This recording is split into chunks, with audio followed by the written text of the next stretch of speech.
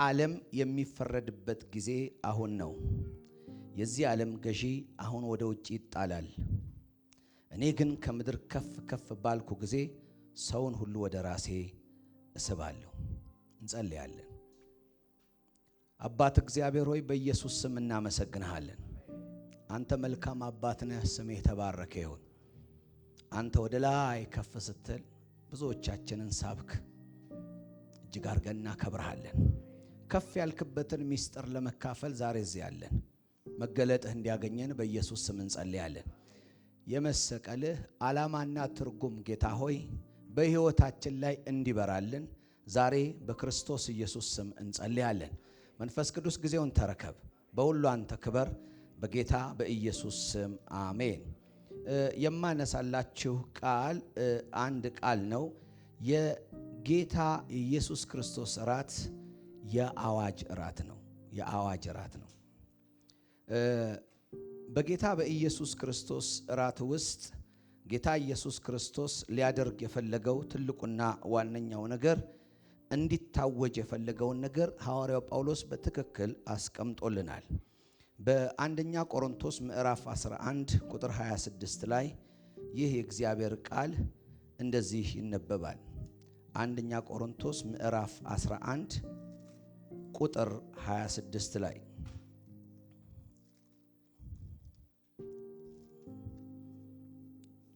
እንደዚህ ይላል። ይህን እንጀራ በምትበሉበት ጊዜ ይህን ጽዋ በምትጠጡበት ጊዜ ሁሉ ጌታ እስኪመጣ ድረስ ሞቱን ትናገራላችሁ። ማን እስኪመጣ ድረስ? ጌታ እስኪመጣ ድረስ ሞቱን ምን ታረጋላችሁ? ትናገራላችሁ። ይሄ ሐዋርያው ጳውሎስ በጌታ እራት ምክንያት በተነሳው አንዳንድ ኮንዲሽን ውስጥ ማስተካከያ ነገሮችን ለማድረግ ብዙ ትምህርቶችን ሲያስተምር የዚህን የጌታ እራት ዋና ትኩረትና ዓላማ በዚህ ክፍል ላይ በደንብ አድርጎ አስቀምጦታል። ይህንን በምትካፈሉበት ጊዜ ሁሉ አንድ አዋጅ ከአፋችሁ ይወጣል። ይሄም ምንድነው? ሞቱን ትናገራላችሁ። ክብር ለእግዚአብሔር። ለዚህ ነው የጌታ የኢየሱስ ክርስቶስን እራት ስንካፈል መካፈላችን ለአዋጅ ሊያበቃን ያስፈልጋል።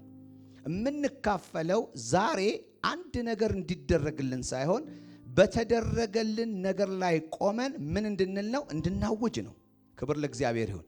ስለዚህ እንድናውጅ ዛሬ የሚፈለገውን አንድ ነጥብ ብቻ አስቀምጥና እሱም በማወጅ ይህንን እራት እንድንካፈል እፈልጋለሁ። መጽሐፍ ቅዱሳችን ቅድም ባልኳችሁ ክፍል ላይ በዮሐንስ ወንጌል ምዕራፍ 12 የመጨረሻው እንግዲህ ሊሰናበታቸው ባለበት ሰዓት ላይ እንደዚህ ያለ፣ ይህ ዓለም የሚፈረድበት ጊዜ አሁን ነው ይላል። ጌታ ኢየሱስ ክርስቶስ እኔ ላይ ይፈረዳል፣ ሰዎች ላይ ይፈረዳል፣ እነገሌ ላይ ይፈረዳል አይደለም እያለ ያለው። ማን ላይ ይፈረዳል አለ? የዚህ ዓለም ላይ ይፈረዳል። አሁን ጌታ ኢየሱስ እየተናገረ ያለው ፍርዱ የሚከናወነው በምንድን ነው ካለን፣ ፍርዱ የሚከናወነው ጌታ ኢየሱስ ክርስቶስ በቀራንዮ መስቀል ላይ ምን በማለቱ ነው? በመሰቀሉ ነው። ጌታ ኢየሱስ ክርስቶስ በመስቀል ላይ ሲሰቀል ሐዋርያው ጳውሎስ እንደዚህ አለ፣ ሞቱን ታውጃላችሁ፣ ሞቱን ትናገራላችሁ፣ ስትወስዱ እሱን ታስባላችሁ እንዳለ ኢየሱስ ክርስቶስ ደግሞ እዚህ ጋር አሁን ጊዜው ደርሷል እንሂድ ይላቸዋል። ያ ጊዜ የምን ጊዜ ነው? የዚህ ዓለም ይሄ ዓለም ምንም ይላል የሚፈረድበት ይልና ይቀጥልና የዚህ ዓለም ገዢም ወደ ውጪ ምን ያደርጋል? ይጣላል ይላል። ሁለት ነገር፣ ዓለምና ገዢው ይጣላሉ። ክብር ለእግዚአብሔር ይሁን። ይህንን ስቅለት በምናስብበት ጊዜ ይህንን የጌታን ራት ስንካፈል ሞቱን በምናስብበት ጊዜ ምንድነው የሞተው? ምንድነው የተፈረደበት? ብዙዎቻችን ጌታ ኢየሱስ ክርስቶስ ተፈረደበት በሚል ስለ ጌታ ኢየሱስ ክርስቶስ ብዙዎቻችን ምን ሊይዘን ይችላል? ሐዘን ሊሰማን ይችላል። ጌታ ኢየሱስ ክርስቶስ ተሰቃየ፣ እንደዚህ ሆነ እንላለን። እኔ አንድ ነገር እንድናስብ ፈልጋለሁ። የተሰቃየው ማን ነው የሚለው እንድንለይ ፈልጋለሁ። ክብር ለእግዚአብሔር ይሁን። ማን ነው የተሰቃየው? በቀራንዮ መስቀል ላይ ጌታ ኢየሱስ ክርስቶስ ሲወጣ ማን ነው ቀራንዮ ላይ የወጣው? እንድናውጀው የተሰጠን ሞት የምን ሞት ነው የምናውጀው? እችን እንድናስብ ብቻ ነው ዛሬ የምፈልገው። ክብር ለእግዚአብሔር ይሁን። ከኔ ጋር ናቸው? ስለዚህ ጌታ ኢየሱስ ሲናገር ምን አለ? አንድ ነገር ላይ ይፈረዳል አለ። ይሄ ዓለም ይፈረድበታል፣ እንደገናም የዚህም ዓለም ገዢ ምን ያደርጋል? ይፈረድበታል። በሰው ሕይወት ውስጥ ካለው ትልቁና ዋነኛው ነገር የሰው ጠላት ሰይጣን ሳይሆን የሰው ጠላት ማንነቱ ነው። በመስቀል ላይ ሲሰቀል ጌታ ኢየሱስ ክርስቶስ አብረን ተሰቅለናል የሚለውን አዋጅ ስናውጅ ተሰቀለ የምንለው ነገር አንድ ንጹህ የናዝሬቱ ኢየሱስ ተሰቀለ ሳይሆን የሰዎችን ሁሉ በደል ተሸክሞ ስለነበረ ተሰቀለ ብሎ የሚነግረን ነገር በአጠቃላይ በሰው ሕይወት ውስጥ ለሰይጣን እንዲሰጥ ያደረገው ሰይጣንን ገዢ ያደረገ በሰው ውስጥ ያለ የውድቀት ምክንያትን ነው። ጌታዬ ለዚህ ነው ምን አለ? አትንጫጩ፣ እንሂድ፣ ደስ ሊላችሁ ነው የሚገባው። በዚህ የሚሞተው አንድ ነገር ነው። ይሄ ዓለም ምን ያደርጋል? ይፈረድበታል። እስቲ አሜን። ስለ ዓለም መጽሐፍ ቅዱሳችን ምን ይላል? ዓለም ማነች? ዓለም ማነች? በአንደኛ ዮሐንስ ምዕራፍ 2 ቁጥር 15 ላይ ችን ዓለም ዮሐንስ ሲገልጣት እንደዚህ ብሎ ገልጧታል። ክብር ለእግዚአብሔር ይሁን። አንደኛ ዮሐንስ ምዕራፍ 2 ቁጥር 15 የምታውቁት የእግዚአብሔር ቃል ነው። እንደዚህ ይላል፣ ዓለምን ወይም በዓለም ያለውን ማንኛውንም ነገር አትውደዱ። ማንም ዓለምን ቢወድ የአብ ፍቅር በእርሱ ዘንድ የለም። ምክንያቱም በዓለም ያለው ሁሉ ይላል የሥጋ ምኞት፣ የዓይን አምሮት፣ የኑሮ ትምክት ከዓለም እንጂ ከአብ የሚመጣ አይደለም። ክብር ለእግዚአብሔር ይሁን። ስለዚህ ዓለም ምንድን ነው ሲል ዓለም ማለት የሥጋ ምኞት፣ የዓይን አምሮት በሰው ውስጥ ያለው የቀደመው ለሰይጣን ሊሰጥ ያለው በሰይጣን እጅ የነበረው ማንነት እንደሆነ ያስቀምጠዋል። ስለዚህ አሁን ይሰቀላል፣ አሁን ይፈረድበታል ሲል የሚፈረድበት ማን ነው ስንል የሚፈረድበት በእኛ ውስጥ ያለው ምንድነው? ዓለም ነው። የሥጋ ምኞት፣ የዓይን አምሮት፣ የኑሮ ትምክት። አሁን ተሰቀለ የምንለው ስለ አንድ ሥጋ ስለለበሰ ስለ ክርስቶስ ኢየሱስ ብቻ እንድናስብ ሳይሆን ምክንያቱም በዚህ ውድቀት ምክንያት የሰውም አካል ስለሚጎዳ በእርግጥ ቀድም በዚህ ዝማሬ ስታቀርብ እንደነገረችን ብሩስድ መደረግ፣ ውንድድ መቁሰል፣ ከዛስ በኋላ እስከ ደም ስር ድረስ መመታት፣ እነዚህ በሙሉ ሰይጣን በሰው ልጅ ላይ ከመሆኑ የተነሳ የሚመጣው ጉዳት ሥጋ ድረስ ይሄዳል። ኢየሱስ በዛ ደረጃ ሲጎዳ ይተነዋል። ምክንያቱም ዛሬ የምንካፈለው ሥጋውን እንጂ የምንካፈለው መንፈሱን አይደለም። አይደለ? የተቆረሰው ምኑ ነው? የኢየሱስ መንፈስ አልተቆረሰም፣ ነፍሱም አልተቆረሰም። ምኑ ነው የተቆረሰው? ሥጋው ነው የተቆረሰው። የፈሰሰው ምኑ ነው? ደሙ ነው የፈሰሰው። ስለዚህ ያ ቁስለት በዚያ ደረጃ ሲቀመጥ እዚያ ውስጥ ግን የዚህ የመሰቀል ዓላማ በሰው ልጅ ላይ ከዚህ በኋላ እንዳይሰራ እግዚአብሔር ከመንገድ ሊያስወግደው የፈለገው ምንድን ነው ስንል እግዚአብሔር ከመንገድ ሊያስወግደው የፈለገው ዓለም ነው። እስቲ አጠገባችሁ ላለው ሰው ዓለም ተፈርዶበታል በሉት አንድ ጊዜ። ኧረ ድገሙና ዓለም ተፈርዶበታል በሉ አንዴ። ዓለም ተፈርዶበታል። ስለዚህ እግዚአብሔር አምላክ በሰዎች ላይ ልዩ የሆነ ትራንዚሽን እንዲመጣ፣ ሞት በሕይወት እንዲተካ፣ እግዚአብሔር በሰው ልጅ ላይ ገዢ እንዲሆን፣ አምላክ እንዲሆን፣ አባት እንዲሆን። አባት ዓለም ኖሮ አባት መሆን ስለማይችል፣ የዓለም አባት መሆን ስለማይችል፣ ያንን ዓለም አውጥቶ ስለሆነ አባት የሚሆነው የዓለም አባት ዲያብሎስ ስለሆነ ዓለም ከአባቱ ጋር አብሮ እንዲሰቀል የእግዚአብሔር በጎ ፈቃድ ሆኗል። እስቲ አሜን። እግዚአብሔር አባት የሚሆነው ለአዲሱ ሰው ነው እንጂ ለአሮጌው ሰው አባት አይሆንም። ለሚሰቀለው እግዚአብሔር አባት አይሆንም፣ ለተነሳው ነው አባት የሚሆነው። ሞት ለተፈረደበት አይደለም አባት የሚሆነው፣ ከሞት ለተነሳው ነው አባት የሚሆነው። ስለዚህ እግዚአብሔር አባት እንዲሆን አባት ሊሆንለት የማይገባ ዓለም አለ። ያ ዓለም ሲሞት እግዚአብሔር ያንን የተቀበሉ ሰዎች ምናቸው ይሆናል? አባታቸው ይሆናል። እግዚአብሔር የተመሰገነ ይሁን። እግዚአብሔር የተመሰገነ ይሁን። መጽሐፍ ቅዱሳችን ላይ ገላትያ ላይ ሐዋርያው ጳውሎስ ሲናገር ይህንን ነገር ይናገራል። ገላትያ መጽሐፍ ምዕራፍ 6 ላይ የእግዚአብሔር ቃል እንደዚህ ይላል። ገላትያ መጽሐፍ ምዕራፍ 6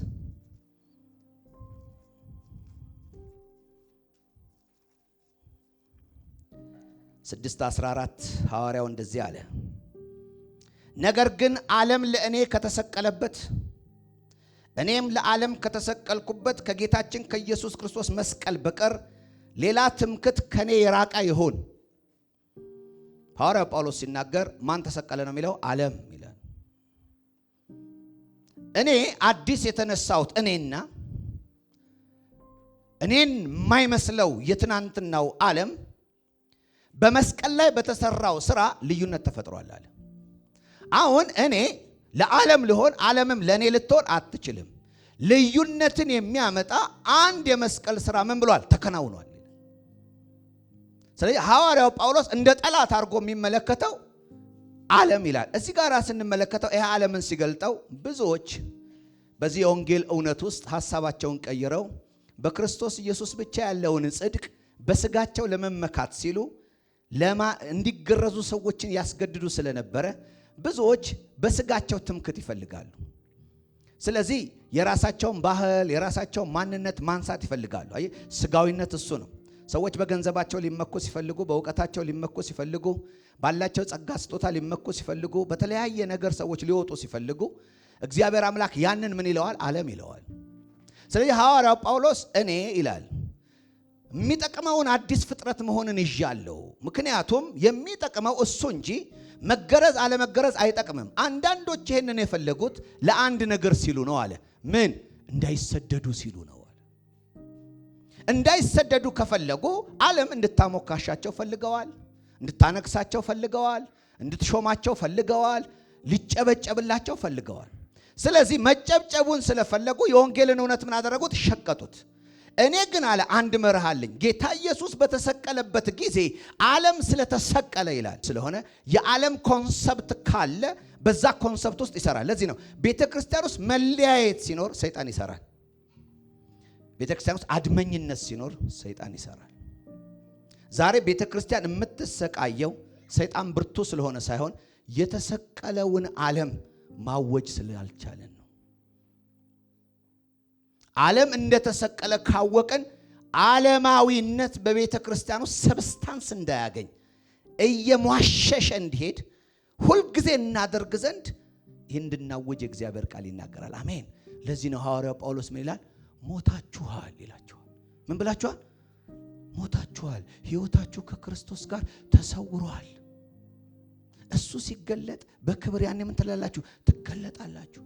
አውጁት። ምን እናውጅ? ሞታችኋል። ማን ነው የሞተው? ፐርሰን የሆነው ዓለም፣ በእኛ ውስጥ ያለው ዓለም፣ የእግዚአብሔርን መንግስት የማይወርሰው ዓለም።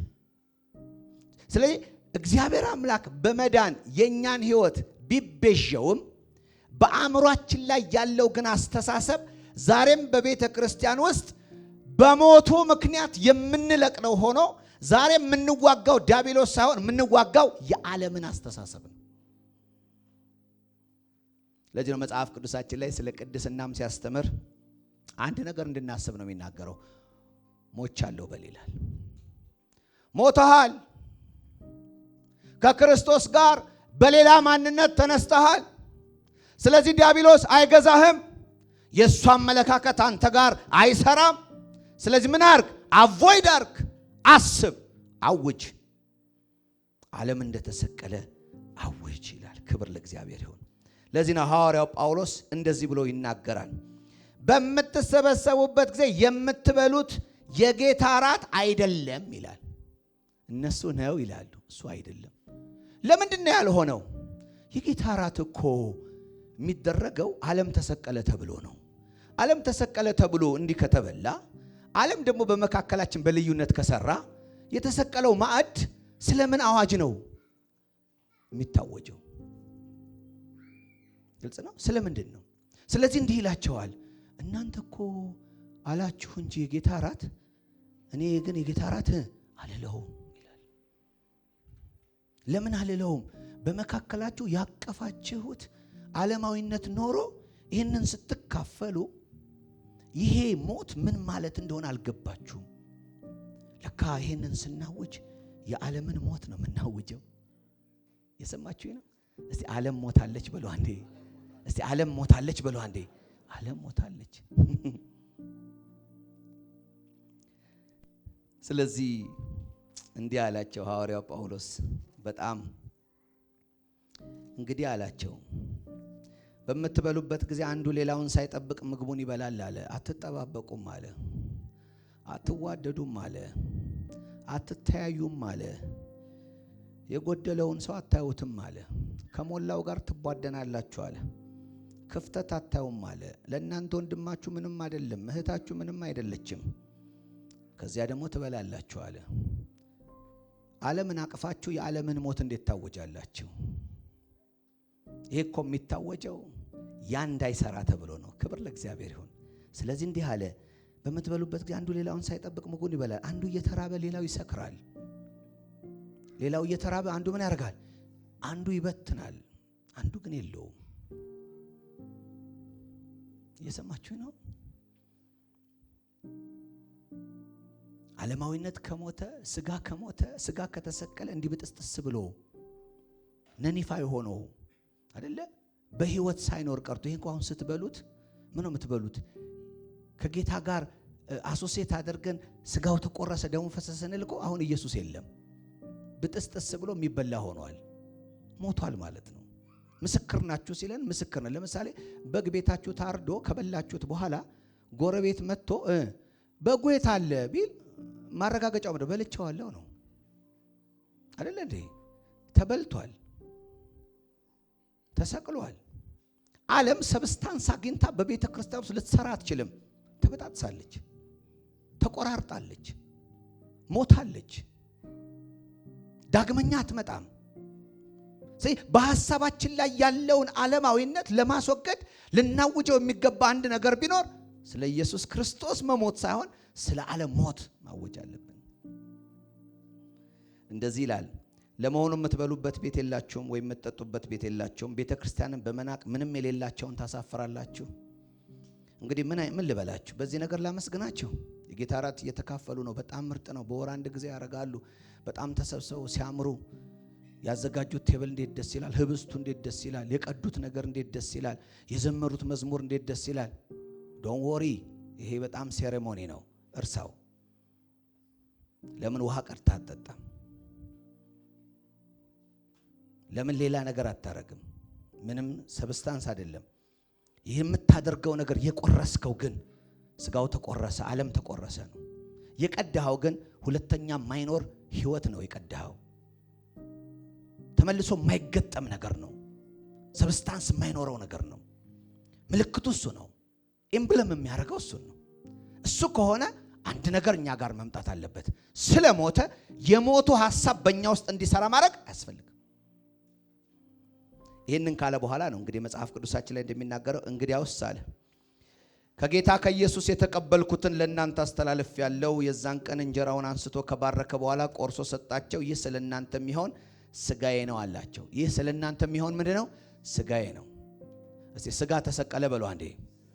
ስጋ ማለት ምንድን ነው? የአይን አምሮት አይደለም የሚለው። ከዛስ የስጋ ምኞት አይደለ? ስጋ ውስጥ ያሉ ሰብስታንሶች በአጠቃላይ የኔነት ዋና የሆነው ዓለም የሆነው ነገር ማለት ነው። ስለዚህ እሱን ነው እንደ ሞተ እንዲያውቁ አበላቸው። ለምን? ሲበሉት ነው መሞቱን የሚያውቁት። ስለዚህ እንዳይጠራጠሩ በትክክል መሞቱን እንዲያውቁ ኢየሱስ ክርስቶስ የፋሲካን ምሳሌ አድርጎ እዛ ስፍራ ላይ ይሄ ስለ እናንተ ነው አላቸው። ቂጣውን ባርኮ ነው የሰጣቸው። ይሄ ስለ እናንተ ነው። ምን እናስብ? ሞት አስቡ። የምን ሞት? የስጋ ሞት። ስጋ ከሞተ ከዚህ በኋላ ምን አይኖረውም? ህይወት አይኖረውም። ስጋ ውስጥ ምንድን ነው ያለው? ዓለማዊነት። ጽዋውንም አንስቶ ይህ ስለ እናንተ የሚሆን አዲስ ኪዳኔ ነው አላቸው ይላል። ይህ እንጀራ በምትበሉበት ይህን ጽዋ በምትጠጡበት ጊዜ ሁሉ ሞቱን ምን ታረጋላችሁ? ትናገራላችሁ። ምን እንናገር? ሞቱን እንናገር። ምን ማለት ነው ሞቱን መናገር? ሞቱን መናገር ማለት ዓለም እንዳለቀላት ማወጅ። በእኔ ህይወት ውስጥ የዓለም ሐሳብ አይሰራም። እስቲ አሜን። መለያየት በእኔ ውስጥ አይሰራም በሉ አንዴ። ጥላቻ በእኔ ውስጥ አይሰራም በሉ አንዴ። መከፋፈል በእኔ ውስጥ አይሰራም በሉ አንዴ። የሥጋ ምኞት በእኔ ውስጥ አይሰራም በሉ አንዴ። ለምን? ሞቷል። ማረጋገጫውስ ይሄው ልትበሉ ነው። ልትበሉ ነው። የምትበሉት የንጹህ የኢየሱስ ክርስቶስ ሥጋ እንዳይመስላችሁ። የምትበሉት የሰው ልጆች ሁሉ ጠላት የሆነውን ምን ነው የምትበሉት? ዓለም ነው። ምን እንድታውቁ? እንደሌለች ዓለም እንድታውቁ። ለምን? ካልበላኸው ይኖራል ብለህ ታስባለህ። ለምሳሌ ቤታችን ውስጥ አንድ በግ ከበላነው በኋላ ስለሱ አለ የሚባል ነገር አለ? የለም። ይህ ሚስጥር ማወቅ አለብን። ስርዓት አይደለም፣ አዋጅ ነው። ለዚህ ነው ሲጀመር ምን አልኳችሁ? የጌታ ራት አዋጅ ነው። የምን አዋጅ? የዓለም ሞት የሚታወጅበት፣ ዓለም ኤግዚስት የማታደርግበት። ለዚህ ነው ራሳችንን እንመርመር አለ። ከፍ ብሎ ራሳችን ምን እንበል? ምን እንመርመር? እንዴት ነው መበላው? እንዴት ነው መበላው? ምን ስጦኝ ነው መበላው? ምን እያሰብኩ ነው መበላው? ምን እያየሁ ነው መበላው? ይህ ስም መበላው ምን ማለት ነው? ምንድነው ብዬ ነው መበላው? ታውቃላችሁ አይደለ? የሰው ደም መጠጣት በጣም በእስራኤል ነውር ነው።